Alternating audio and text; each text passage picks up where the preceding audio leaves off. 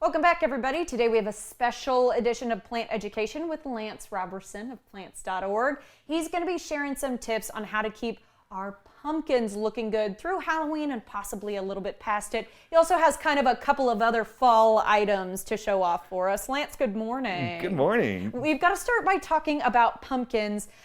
Boy, you have a lot of fun facts about them. Let's start with how to get pumpkins to last longer. So that's what everyone wants to do, right? We see pumpkins coming in October. We want them to last all the way into November in the fall. And there's a couple of things that you can do to really help them last from the very start. The first thing I absolutely suggest picking a pumpkin, and it doesn't matter what kind of pumpkin, is get one that has a good stem. A stem, okay. Yeah, the stem is a really great place to start rotting. If it's been broken off, it actually breaks the rind, so you've got that nice, wet, fleshy material that really is just a great place to start rot. Because rot is just fungus and mildew and mold and all the things that make things go rotten. So it is something really important. Get it. Make sure the stem is nice and sturdy. Oh. You don't want Whoa, to.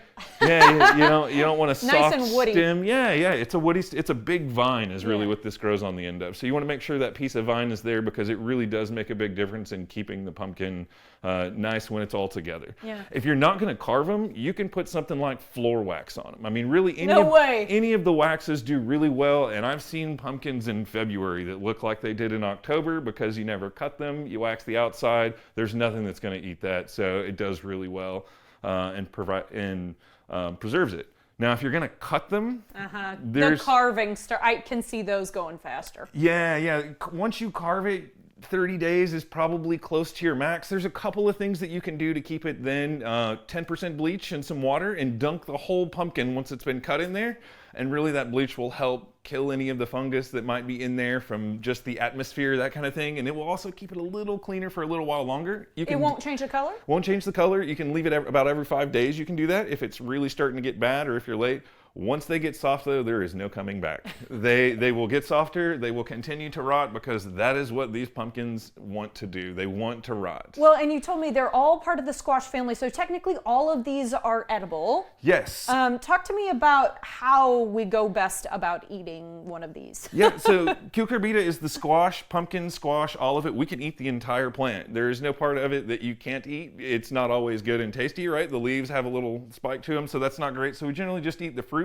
The fruit can be cut, but you're going to need some serious knives. Serious knives and arm power. Just like in carving, they are going to take some work, but you can eat the rind if you like the rind. You can eat certainly the fleshy part of the fruit. That's what we would see in pies and things like that. That's what this little guy is usually used for. This is sweet pie, the pumpkin. So you cut it open, you get out kind of the goop, yeah, right? The seeds and all that other stuff. Sure. So as everyone knows that the seeds are surrounded by the sticky stuff. It's the little strings. Really what that is that is for the pumpkin to help rot faster. Because the whole purpose of this fruit is to rot in the ground and give nutrient to the seeds. And you said actually the fertilizer's built in, like the pumpkin's so smart. Yeah, as the fungus and things break down the pumpkin, it is its own food. It is its own fertilizer and the seeds will do better. So if you've got a little pumpkin patch and you got tiny pumpkins this year, but you want more next year, leave it there. Yeah. It will rot a little bit. It will not smell super nice, but next year the seeds will do amazing. That's so crazy. Okay, so if we are trying to eat it, scoop all that good stuff out, and then we're roasting, right? That's maybe the best way to get it tender. Roasting, boiling is a really common method. Certainly roasting is by far, you can do it in the grill, you can do it on the oven. It does take a little while to do. Certainly like a potato, you want to make sure and break down the starches and things that are in it for it to be nice and soft. But all of these can be eaten, seeds and all, and they are pretty tasty.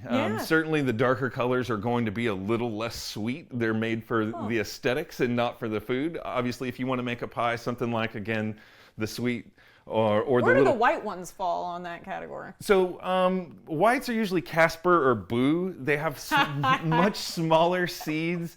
I personally like them a little bit better because it's got a thicker piece of what I'll call the pumpkin itself. So you actually can get more, if you like to cut them in for skewers and things like that, they make a little bit better thick rind versus some of these that really you're going to have to kind of eat around or scoop around some of the stranger shapes and things. Those make a pretty good eat. Okay, well that's good to know. And I know there's so many different varieties. I want to make sure we talk about some other things here on the table. This I do recognize, it's a croton. Yes. And boy, they're on sale right now. You can see them just about everywhere. Absolutely. You can't just throw pumpkins on the ground and say it's fall. You've got to have something else that's got the oranges and the reds and still a little green. It's plants. You've got to have some green in there. So And these are pretty easy to take care of. these are super easy. They're actually trees in real life, so they can last for decades. They really can last forever. It's just a matter of how tall you can let it get and how much you want to clip on it. But they are trees in the tropical world. So these are great. The more light they get, they're going to be a little bit more toward the greens. The more shade they're in, they're going to be more toward the oranges and yellows.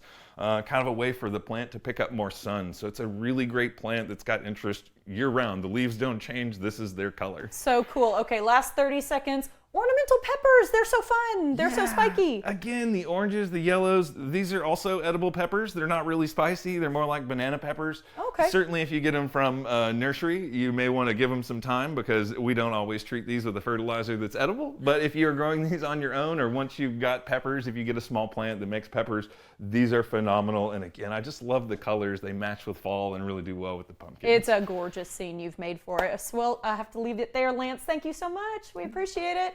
Guys, if you need help with a specific plant, I always want to tell people you can reach out to Lance directly. He is so available and he's so kind about it. He'll help you out with anything. Check out his website to learn more, plants.org, and increase your greenery knowledge by listening to his podcast. It's got a great name, Good at Plants, Bad at Life.